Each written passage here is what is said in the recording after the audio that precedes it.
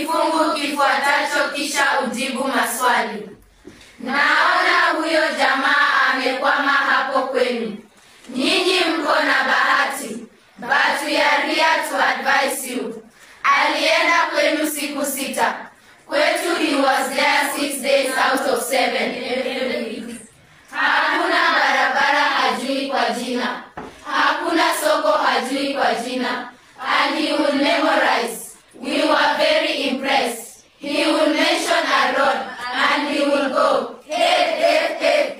Ndiyo barabara itoke Mandera, ikuje Lamu, ikuje Gare, ikuje Elwak, ikuje Kobo, ikuje pale Kotulo, ikuje Tabat, ipitie hapa Wajia, iende Samatan, iteremke Mandogashi, ifike Isiolo, iende Nairobi, ili watu wa Northern Kenya wanaopiga kura wakae kama Wakenya wengine. Hurra! Tambua sajili katika kifungu hiki, huku ukitoa ithibati. Kwa hivyo sajili yenyewe ni gani? Sajili ya siasa. Thibitisha Wanaopiga kura. Haya, soma swali la pili.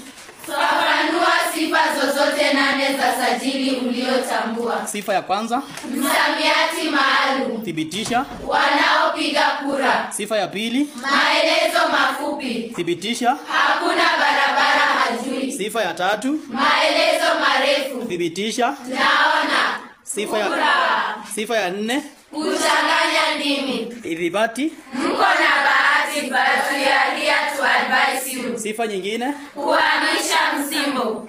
ithibati. And you will memorize. We are very impressed. Sawa sawa.